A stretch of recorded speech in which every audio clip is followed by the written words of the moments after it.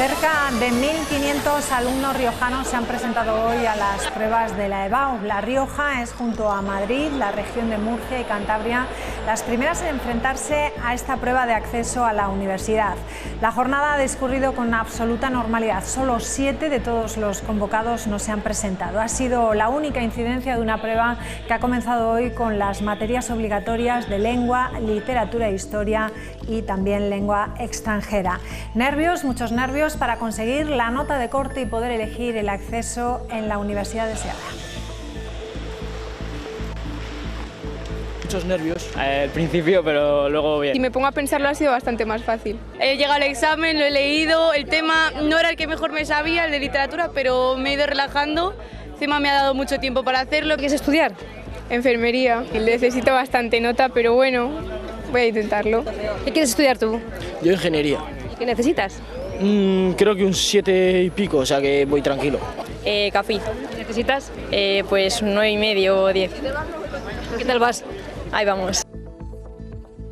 ¿Qué tal? Buenas noches. Bueno, pues ahí van poco a poco por delante. Todavía quedan 2 jornadas de exámenes, así que muchísima suerte a todos. Y de preparativos de exámenes finales, podríamos decir, están nuestros políticos de cara a las elecciones del próximo 23 de julio.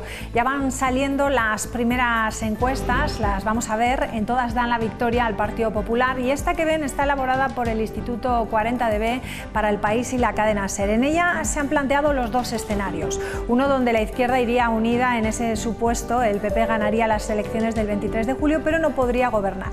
Si Sumar y Podemos concurriesen por separado, en julio, el Partido Popular y Vox sumarían 177 escaños. Alcanzarían esa mayoría absoluta en el Congreso, mientras que el Partido Socialista se quedaría en 111, Sumar en 22 y Podemos en 3 escaños. Si acudiesen juntos a las urnas, el bloque de la derecha sumaría 169 representantes, que si se añade el escaño de UPN serían 170. La izquierda reuniría 148. En este caso, Pedro Sánchez podría salir investido por mayoría simple en segunda votación, reuniendo los apoyos de al menos otros 23 diputados. La única fórmula para lograrlo sin el apoyo de Bildu sería sumando los votos a favor de Esquerra Republicana, Junts y también el Partido Nacionalista Vasco. Mientras tanto, mientras están estas encuestas ya en la calle, el líder socialista, Pedro Sánchez, ha retado públicamente a Feijóo a debatir cara a cara a partir del próximo lunes y hasta en 6 ocasiones hasta el próximo día de las elecciones. El PP se niega, pero escuchen, esta es la propuesta de Sánchez. Proponemos formalmente que cada semana se celebre un debate cara a cara entre los 2 principales candidatos a la presidencia del Gobierno en los principales medios de comunicación. No ponemos condiciones, salvo una moderación neutral, un equilibrio de tiempos y unas reglas de respeto.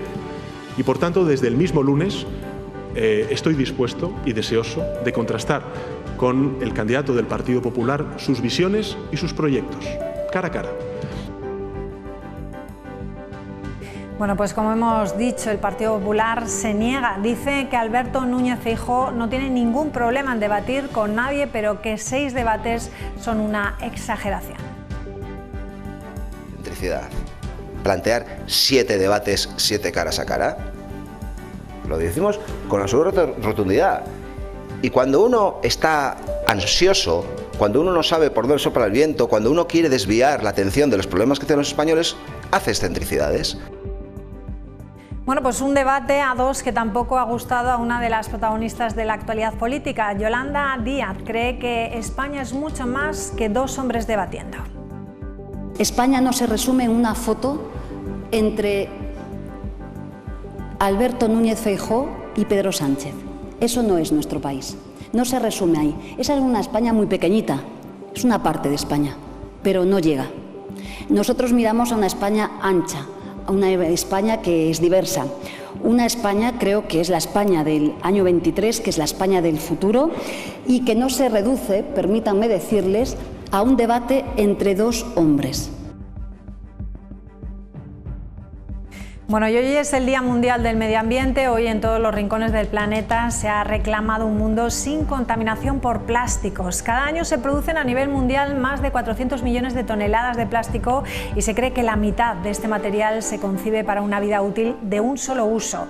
El plástico se ha convertido en una plaga que amenaza todos los ecosistemas y perjudica gravemente la salud.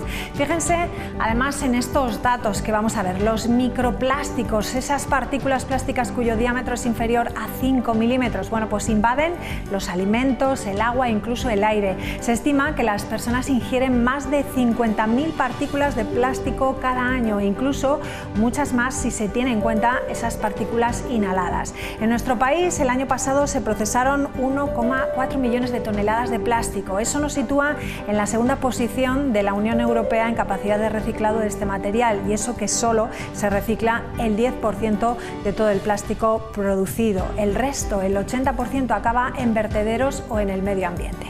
¿Quieren saber cuánto tiempo tarda en desaparecer de nuestro entorno el plástico? Bueno, pues un simple hilo de pesca, aquí lo vamos a ver. Un simple hilo de pesca tarda entre 600 años más o menos en desaparecer. Una botella de plástico, unos 500. Unos cubiertos de plástico también, 400 años.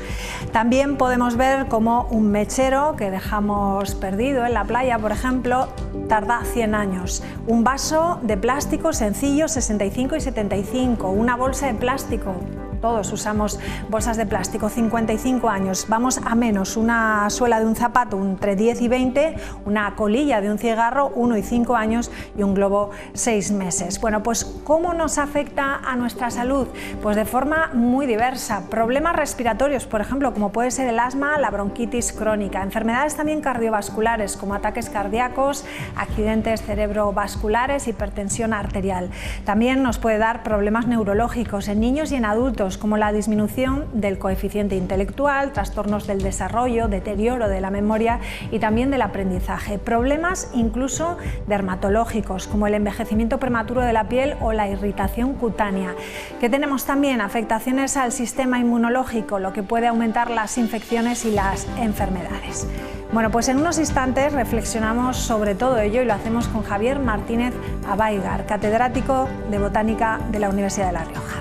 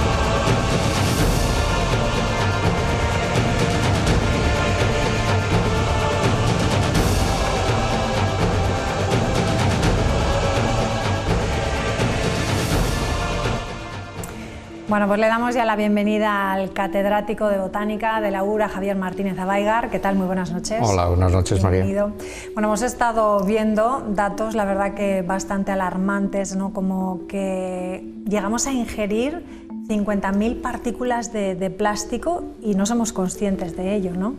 Desde luego es que ni nos damos cuenta. Hay partículas que son tan pequeñas que es que son invisibles. Y esas son precisamente una de las partículas más peligrosas porque incluso pueden penetrar en las células y provocar efectos hasta cancerígenos. Has hecho un buen resumen y un buen diagnóstico de este problema que tenemos con los plásticos y los microplásticos. ¿Podemos decir que los plásticos se han convertido realmente en una plaga que es difícil de combatirla? Sin duda, cuando surgió este material fue un invento desde luego increíble, porque nos ha solucionado muchísimos problemas, pero con el tiempo nos damos cuenta de que la producción y especialmente el reciclaje, pues eso ha avanzado realmente bastante poquito. Y ahora pues el problema que tenemos planteado es muy serio, hay muchísima gente investigando en este tema.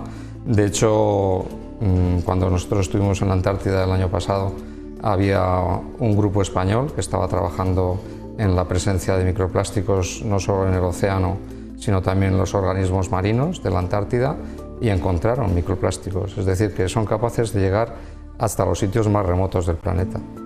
Enseguida nos cuenta sobre esa experiencia en la Antártida, pero me gustaría resaltar que ya se cumple el 50 aniversario de esta jornada, de esta celebración, y a mí me gustaría saber, ustedes que son los expertos, si sirve para algo un día como hoy. Por supuesto que sirve, porque sin ir más lejos es recordar a la ciudadanía, pero también a nuestros gobiernos, a nuestros políticos, que existe algo que se llama medio ambiente, que debemos cuidar mucho más de lo que lo hacemos.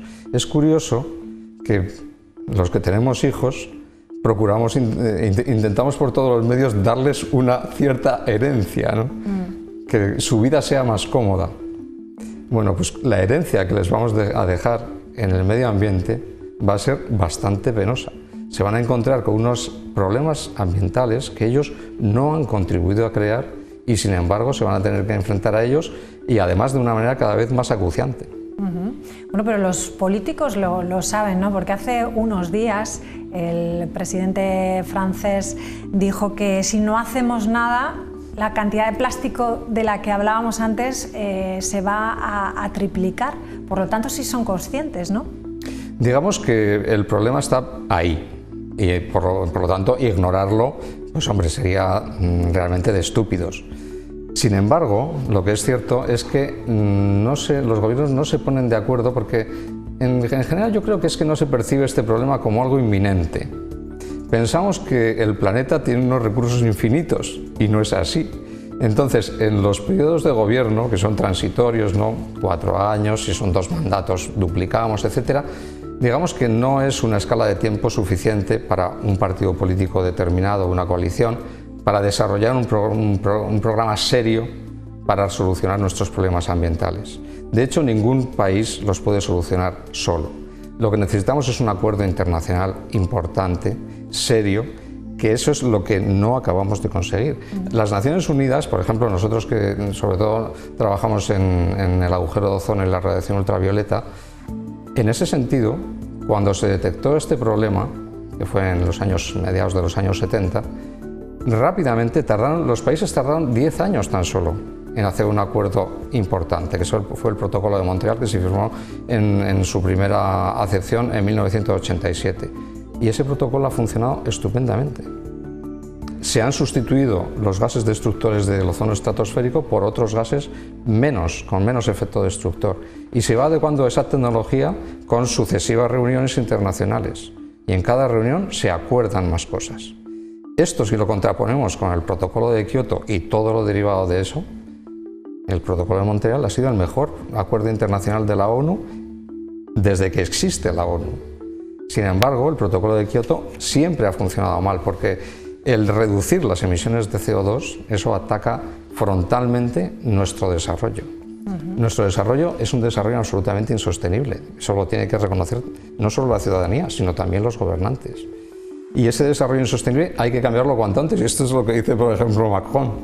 Pero es que en general lo dicen todos, pero nadie se atreve a decir, bueno, pues hay muchos países que han sido altamente productores de CO2, como Estados Unidos, Australia, que se negaron rotundamente a firmar el Protocolo de Kioto. Ahora han entrado en el protocolo, pero ahora los que no quieren seguir ese protocolo son los países en desarrollo como China e India, los 2 países más poblados del mundo.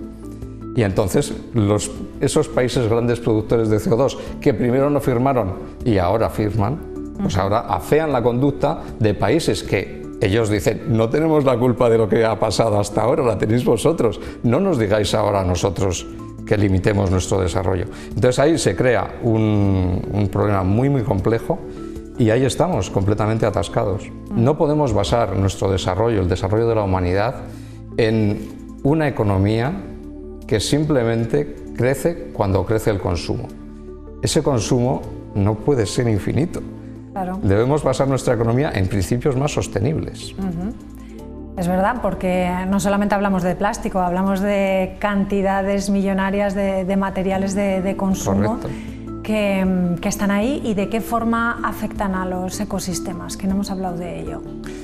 Bueno, a todos los niveles, es decir, los microplásticos, lo ha resumido muy bien, o sea, afectan directamente a nuestra salud, que es otra cosa que no se entiende. O sea, sabemos que la contaminación del aire, del agua, afecta a nuestra salud, y que hay otra serie de problemas ambientales que afectan directamente a nuestra salud y a nuestra vida.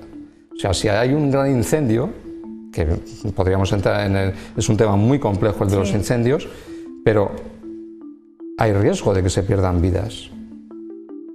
Y todavía no hay una solución para, digamos, prevenir o tomar las medidas adecuadas para gestionar mejor los incendios. Y así podríamos ir desgranando problemas ambientales que directamente influyen negativamente sobre nuestra salud, sobre la salud de los ecosistemas, que cuestan vidas humanas y de otras especies, pero no acabamos de sentarnos y hacer grandes acuerdos internacionales para solucionar estos problemas. Tiene que haber, me imagino, donde no se ponen de acuerdo, es un equilibrio en el seguir en ese desarrollo. Por ejemplo, el plástico. El plástico no se puede eliminar del mundo, sirve para fabricación de muchas cosas, como por ejemplo los paneles fotovoltaicos, ¿no? Por poner un ejemplo. Correcto, o sea, no podemos prescindir de la noche a la mañana de los plásticos, eso es evidente, pero sí que se están tomando medidas tecnológicas, y esto vamos a otro problema, digamos, esencial y endémico, por lo menos en España, ¿no? La investigación. Las soluciones ambientales, muchas de ellas pasan por el desarrollo tecnológico. Cuando se contrapone esto de que no, es que la ecología no es cuestión de dinero, no. La ecología seguramente va a producir dinero, va a producir puestos de trabajo, porque el desarrollo de nuevas tecnologías produce puestos de trabajo, y además de gran calidad. Lo que pasa es que hay que apostar por esas vías. Otros países lo hacen. España, pues, vamos muy a la cola en ese sentido. Entonces, somos capaces de, no a corto plazo, pero sí a medio plazo, de sustituir muchos plásticos por otro tipo de materiales. De hecho, nosotros en nuestras actividades domésticas diarias, cuando vamos a la compra, pues ya hay, no sé, en lugar de estas... hace poco todos íbamos cargados con nuestras bolsas de un solo uso, ¿no? de los supermercados. Ahora pues se utilizan o estas bolsas de multiusos, o bien hay bolsas con otros materiales, de papel, de fécula de patata. Es decir, que somos capaces, bueno, en fin, que esto creo que todo el mundo es consciente. Hemos tenido una gran pandemia, ha sido un problema sanitario terrible. ¿Cómo se ha solucionado? Con la investigación. Pues esa investigación tecnológica también seguramente contribuirá a solucionar estos problemas, pero hay que apostar decididamente por ello. Pues ahora que dice eso, con la sequía, con el cambio climático, los cultivos, al final el futuro de los cultivos es que se vea mermada la producción, y a mí me gustaría saber qué papel puede jugar ahí la ciencia, ¿no? En conseguir unos cultivos que sean más resistentes al cambio climático, por ejemplo. No sé si eso en España la percepción general, incluso yo diría que también la percepción ciudadana sobre la ciencia, y a esto insisto que ha contribuido mucho la pandemia, yo creo que los ciudadanos tienen claro que debe haber investigación, especialmente cuando hay problemas muy serios que solucionar, ¿no? Pero claro, cuando nos hemos enfrentado a la pandemia es que era una cuestión de vida o muerte, y de hoy para mañana. Entonces se ha puesto muchísimo dinero y hay muchísimos investigadores que se han dedicado a gestionar vacunas, ¿no? Y eso es importante. Todos estos problemas ambientales, digamos, es que sí somos conscientes de ellos, pero es que mañana mi vida no va a cambiar por esto. Entonces no son tan inminentes, no son tan acuciantes, y ahí tenemos un verdadero problema. Bueno, cuénteme esa experiencia, nos quedan pocos minutos ya, pero esa experiencia en la Antártida. Usted y otra catedrática de la Universidad de La Rioja estuvieron allá investigando pues, las plantas, ¿no? ¿Cómo podían resistir a climas extremos como este?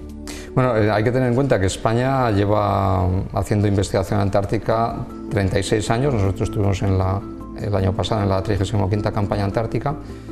Es decir, que en ese aspecto España es un país muy respetado en el ambiente antártico, y a nosotros lo que más nos interesaba es, como dices, intentar entender cómo hay plantas que pueden sobrevivir en un ambiente tan hostil para las plantas. Especialmente también porque sabemos que todos los años en la primavera antártica, por las peculiares condiciones meteorológicas que ocurren en el invierno y en la primavera antártica, se produce una degradación bestial del ozono estratosférico, que es el que nos protege de la radiación ultravioleta solar, del exceso de radiación ultravioleta solar. Y entonces también queríamos entender si las plantas de allá son tolerantes a ese tipo de problemas o si realmente sufren con ello. Y lo que hemos encontrado es que hay algunas plantas que, digamos, que lo toleran bien, y sin embargo otras son muy sensibles, entre ellas algunos musgos acuáticos, porque hay que tener en cuenta que en la Antártida hay solo 2 especies de plantas con flores que son nativas de allá. ¿Dónde están, no? Solo hay 2, es una gramínea y un pariente del clavel. Y después hay una que hemos introducido nosotros. Los investigadores que vamos allá, pues en algún momento hemos introducido una planta invasora, que es una pequeña gramínea, y que ahora, pues digamos que está interfiriendo con algunos procesos ecosistémicos de la Antártida, ¿no? Lo que hay que resaltar es que en la Antártida hay un espíritu de colaboración increíble, no solo en las bases españolas, sino también a nivel internacional. Para llegar allá hay que pasar por un aeropuerto chileno, por una playa que gestiona una base rusa, por un buque español que te recoge en una isla y te lleva a la base española. Es decir, la colaboración es tremenda. Nos tocó estar allá el año pasado cuando comenzó la guerra de Ucrania.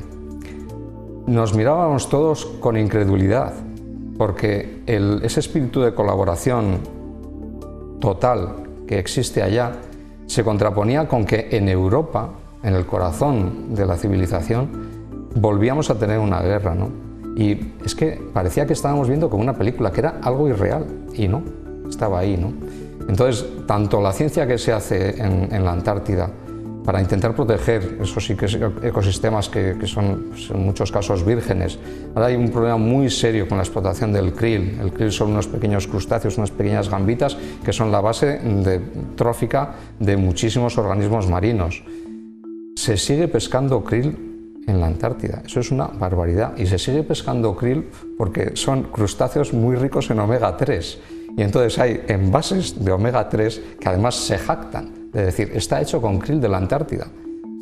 Es una barbaridad, y sin embargo todos los intentos que se han hecho para frenar esa pesca de krill, declarar esos océanos, esa parte del océano Antártico como un santuario y que se prohíba la pesca, no se ha conseguido. Y no se ha conseguido, entre otras cosas, que además esto es increíble, por las presiones de países que tienen una imagen ambiental estupenda, como Noruega o Japón. Entonces esto es verdaderamente, pues, muy preocupante. Bueno, pues lo tenemos que dejar aquí. La verdad es que es interesantísimo todo lo que cuenta, y espero que hayamos contribuido por lo menos a reflexionar en el día de hoy. Como dice, hay muchas cosas en nuestro día a día, ¿verdad? La bolsa esa de plástico y todos los envases que podemos utilizar ahora, que hay ya supermercados que te dejan ir con tu propio envase, ¿no? Cosas así que podemos hacer, que si quiere nos dice 4 consejos para contribuir con el medio ambiente, y con eso ya nos despedimos. A mí siempre me gusta insistir, y te agradezco mucho agradezco mucho a esta cadena que tengáis interés por estos temas. El papel que jugáis los medios de comunicación aquí es tremendo. O sea, los científicos intentamos por todos los medios divulgar, salir del laboratorio, presentar a la sociedad, que al final es quien nos financia, quien nos paga, presentar lo que hacemos, y para colaborar en todo este desarrollo ecológico, ¿no? Pero los medios de comunicación aquí cumplís una labor que es impagable. Entonces, vamos, a mí siempre intento, pues, enfatizar esto para que los medios... son los valiosos. Y después hay 2 consejos que son: piensa en global pero actúa en local, es decir, necesitamos grandes acuerdos internacionales para solucionar los graves problemas ambientales que tenemos, pero nosotros en nuestro ambiente A pequeña escala podemos hacer muchas cosas: el ahorro energético, el ahorro de agua, la utilización con cabeza del transporte, etc. Entonces podemos hacer muchas cosas a nivel local. Y después, esto que comentaba antes, ¿no? Nos intentan hacer creer que la economía y la ecología son mundos opuestos, que si desarrollamos la economía no podemos desarrollar la ecología y viceversa. No, es al contrario. La ecología nos va a dar muchísimo desarrollo económico. Pero es que hay que cambiar completamente el tipo de desarrollo económico que tenemos. Hay que convertir nuestro desarrollo económico en un desarrollo sostenible, que no se base en el aumento infinito del consumo. Pues le vamos a invitar más veces para que nos explique todas estas cosas. A vuestra disposición. Que las haga tan entendibles. Javier Martínez Abaigar, muchísimas gracias, un placer. Buenas noches. A ti, María, muchísimas gracias. Pues nos vamos a publicidad y regresamos en unos instantes. Hasta ahora.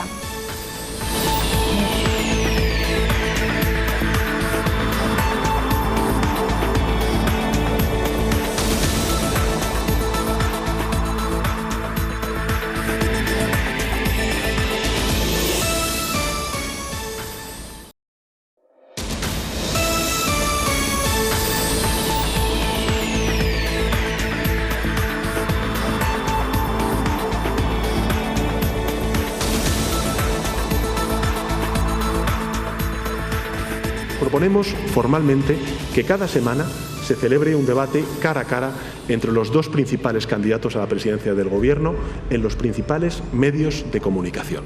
Es una excentricidad plantear 7 debates, 7 caras a cara. Y cuando uno está ansioso, cuando uno no sabe por dónde sopla el viento, cuando uno quiere desviar la atención de los problemas que tienen los españoles, hace excentricidades. España no se resume en una foto entre Alberto Núñez Feijóo y Pedro Sánchez. Eso no es nuestro país. Pero lo que sí dejo es la primera línea de la política. Sé que tomo esta decisión, como decía antes, en un momento difícil para España.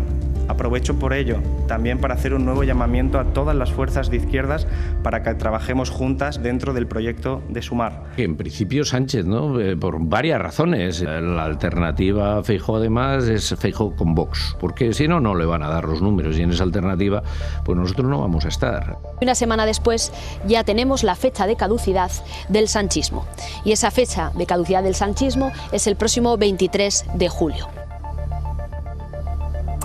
Bueno, pues vamos a saludar a la mesa. Le damos la bienvenida a Rubén López Galilea. Buenas noches. Buenas noches. Josué Edo, ¿qué tal? Buenas noches. Buenas bienvenido. noches, María. Gracias. Y Pedro González Ripa, ¿qué tal? Hola, María. Buenas noches. Bienvenido. Bueno, pues así están las cosas. Yo digo que cada día que pasa tenemos una novedad nueva. Hoy ese reto que ha hecho Sánchez, que vamos a ver, antes de hablar, un poco cómo ha sentado en los partidos políticos. Vamos a ver el vídeo.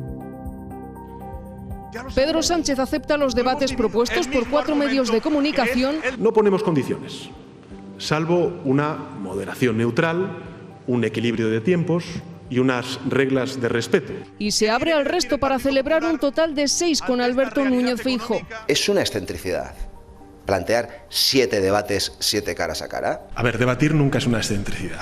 Es una obligación, es un deber. Pero al Partido Popular no le parece una buena idea y tampoco a Podemos y a Vox, que también quieren participar. Lo que el Partido Socialista, Pedro Sánchez, quieren es volver al sistema bipartidista. Es que hay millones de españoles que votan a otras fuerzas políticas. Y mientras unos trabajan para confluir con Sumar, lo primordial, lo imprescindible y lo urgente además es lograr ese acuerdo de unidad. Otros presionan para pactar los gobiernos municipales y autonómicos antes de las generales. A nosotros las estrategias no nos gustan, nos gusta la claridad. Aunque el Partido Popular... Vamos a intentar hasta el final, hasta el último momento, conformar gobiernos también en las comunidades autónomas, solo conformados por el Partido Popular. Sigue diciendo que gobernará en solitario.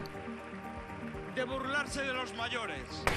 Bueno, pues primeras impresiones. Rubén, ¿qué te parece a ti esta estrategia, este órdago de vamos a hacer 6 debates de aquí a las elecciones? Hombre, la verdad que yo creo que desde el punto de vista de periodista puede parecer interesante, pero también tiene el arma de doble filo de que llegas a aburrir, ¿no? Tú imagínate los lunes de Sánchez con Feijóo, ¿no? Creo que los duelos son para hacerlos en otro momento. Debatir es cierto, es bueno, pero con sentido, ¿no? Y sobre todo es la manera, yo creo que ahí lo explicaban bien, que hay que tener respeto al resto de fuerzas.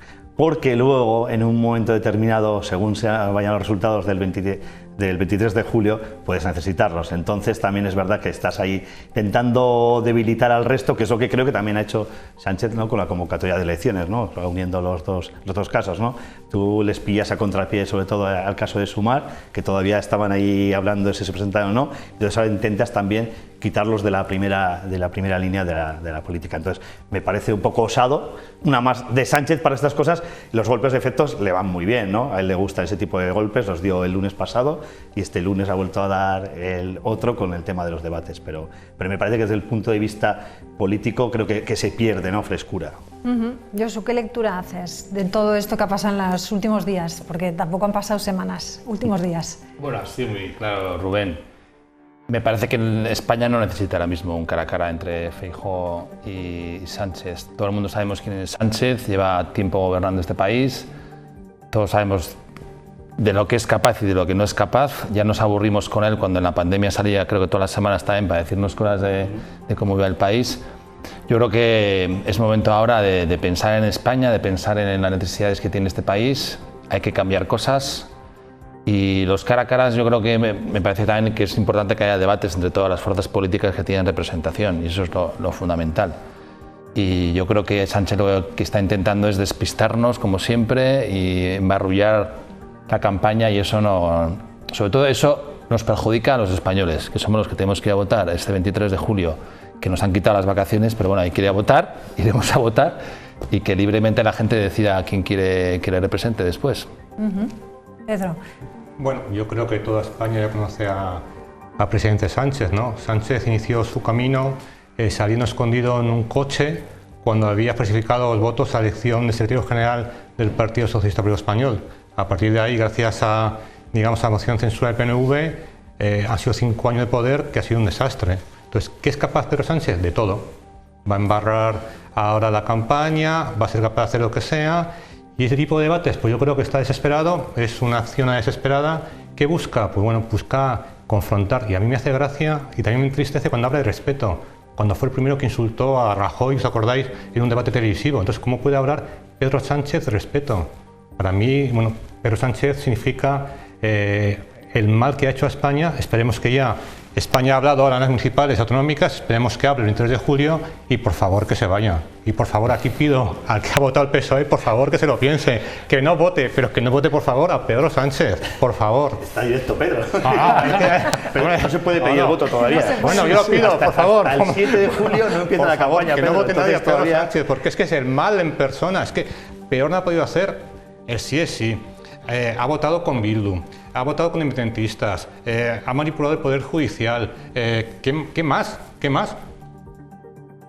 Y yo creo, bueno, dicho todo lo que he dicho, creo que un debate tiene que haber, en la campaña, un debate entre los dos candidatos, que lógicamente son los que uno de los dos va a gobernar el país, debe haberlo, pero 7 desde luego no, o sea, con ese formato. Porque luego, ¿qué pasa? Que simplemente cada uno va explicando su proyecto y no hay debate, simplemente pues eso, se queda en nada, ¿no?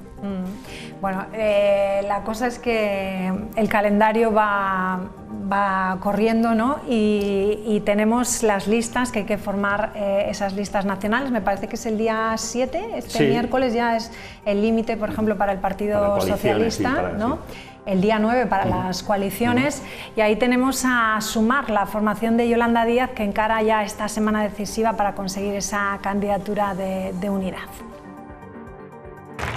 Sumar, la formación impulsada por la vicepresidenta segunda Yolanda Díaz y el grueso de partidos progresistas, encaran una semana decisiva para conseguir una candidatura de unidad a las elecciones del 23 de julio, con diversos partidos que ya han mostrado su adhesión al proyecto o han esbozado sus demandas de cara a la negociación. La normativa electoral marca que las coaliciones estén registradas el próximo 9 de junio para afrontar el adelanto electoral y tener a punto la reagrupación a la izquierda del PSOE, uno de los objetivos de Díaz con el lanzamiento de su candidatura.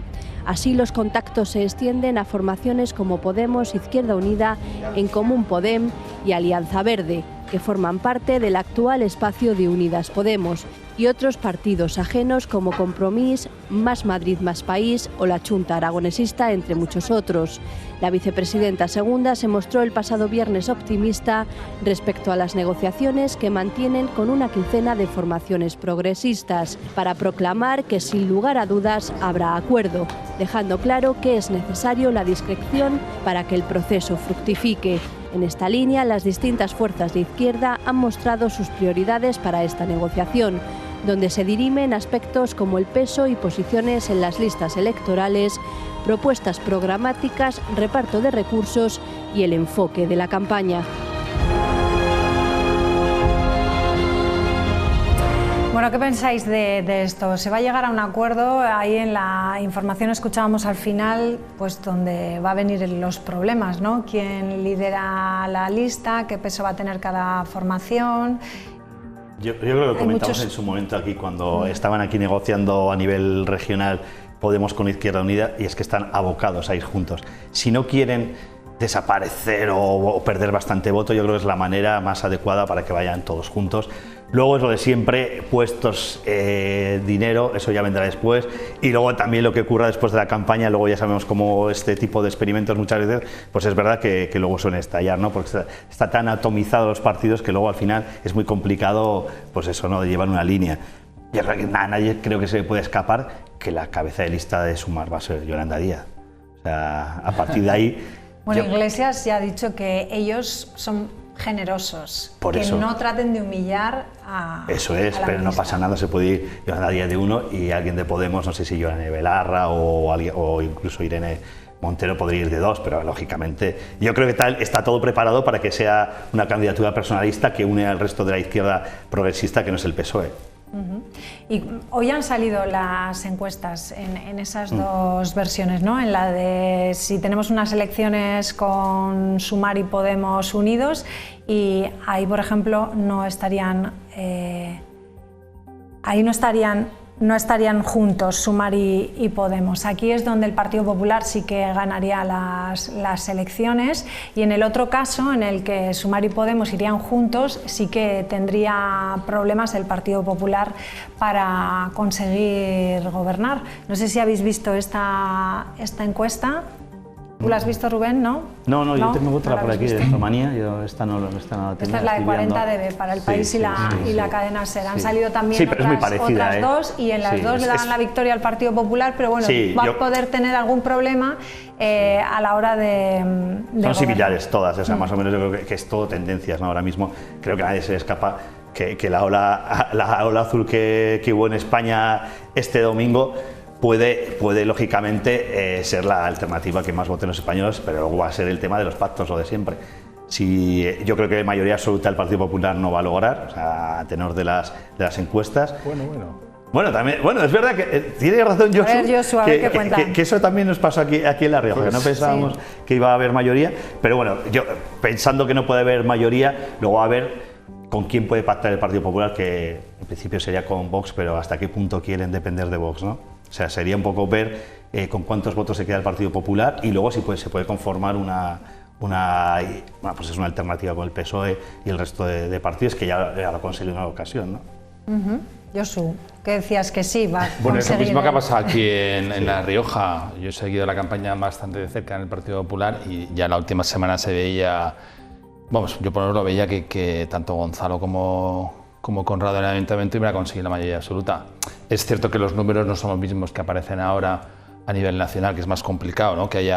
Lo que sí que es cierto es que el Partido Popular va a ganar las elecciones a nivel nacional, creo que el objetivo que se tiene desde el Partido Popular es que, además de ser la fuerza más votada, que es la suma de la izquierda, tanto PSOE como Sumar y Podemos, en escaños no sumen tantos como los escaños que va a sacar el Partido Popular, y yo creo que la cosa va a ir ahí, ¿no?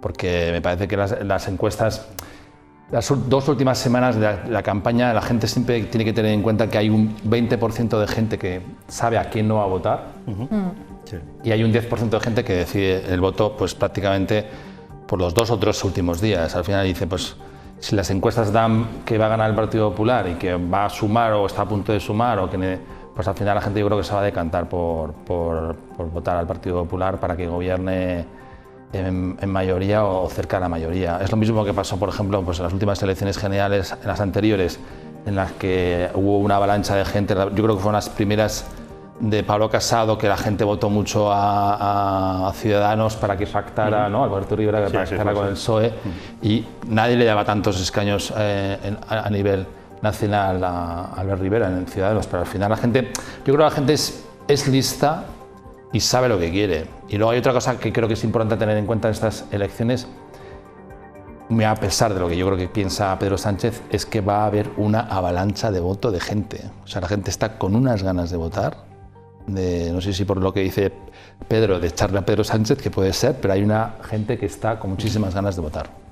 ¿Tú crees que se van...? Bueno, pero también pensarán los de izquierdas igual, ¿no? Que se movilizará la izquierda también. Yo creo que van a pasar, en mi opinión, dos factores. Uno, bueno, que la ola del PP-Vox es imparable, porque yo creo que España lo ha entendido, y yo espero que el PSOE se la pegue, pero para que el PSOE renazca y haya un PSOE centro-izquierda como vida histórica democrático normal, que creo que España necesita un Partido Socialista Obrero Español de centro-izquierda como ha habido anteriormente, y Pedro Sánchez y todas digamos, sus alegados o su banda, por decirlo así, desaparezcan. Porque yo creo que incluso al Partido Socialista Español Pedro Sánchez ha hecho mucho daño. Yo creo que la gente, como opinaba Rubén y Josu, va a ir a votar en masa, a pesar de la fecha elegida peor imposible. Pero bueno, yo creo que ya la gente ha entendido que España necesita un cambio y este cambio se lo va a dar el gobierno de centro-derecha. Pero realmente, si vuelve a gobernar Pedro Sánchez, no sé qué va a pasar, porque realmente yo creo que va a hundir a España y lo va a llevar a políticas, bueno, pues no vamos a insistir en tema sudamericano, pero realmente es muy preocupantes. ¿Cómo estarán los andaluces, no? Sí, que no pueden hacer elecciones, ¿no? en verano, y justo las han convocado en verano. Ahí estamos viendo el calendario de cara a las elecciones del 23 de julio. El 9 de junio es cuando se acaba ese plazo de presentación de las coaliciones, el 19 de julio las listas electorales. Y hablábamos antes, pero no lo hemos comentado aquí en la mesa en público, que qué va a pasar con Concha Andreu, si creéis o no creéis que... Yo la verdad es que desde que al día siguiente de las elecciones yo creo que su nombre se ha barajado desde el principio, ¿no? Que los varones que no consiguieron, socialistas, que no consiguieron pues el objetivo en sus propias comunidades, son los candidatos, ¿no? Desde el PSOE se les ha brindado la oportunidad de encabezar las listas, ya lo hizo el fin de semana la presidenta de Baleares, Francina Armengol, y por lo que se deduce de lo que empezó a decir sobre todo a mitad de semana Concha Andreu, parece que va a ser su destino, ¿no? ¿Tú crees que sí, que va a ser? Sí, y yo el lunes pensaba que no, pero esto como va corriendo muy rápido y estamos viendo que ella 4 años en la oposición creo que no se ve, entonces es la salida que suelen utilizar algunos, ¿no? Irse fuera y liderar una lista del PSOE, que también es verdad que en estos momentos tampoco tendría igual una candidatura muy clara, ¿no? Todos teníamos en el exterior pensando que podía estar Raúl Díaz, pero parece ser que no está por la labor de mantenerse en política de momento, entonces yo creo que ve la posibilidad de encabezar para por lo menos asegurarse el diputado, ¿no? Habitualmente aquí ha sido 2-2, o en algún momento cuando la mayoría absoluta del PP ha sido 3-1, y entonces si tú pones una cabeza de lista como Concha Andreu, que al final sigue sumando el voto, ¿no? Pues es la manera de mantener, ¿no? el diputado. Ahora, si lo piensas realmente, en mi opinión particular, pierdes y te premian. ¿Dónde está el orgullo? ¿Dónde está, por Dios? Habrá gente que piensa que no es un premio también irse a Madrid, ¿no? Cambiar tu vida. También... Va a salir de 4 años con claro. Un buen sueldo en Madrid. Por Dios, quédate con un poco de orgullo. Tú has perdido porque tu campaña ha sido nefasta porque te has pegado a Pedro Sánchez del primer día de gobierno regional.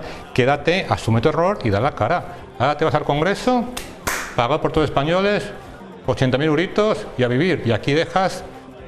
Quédate con Andreu y da la cara. Por lo menos el alcalde, oye, se queda, en mi opinión.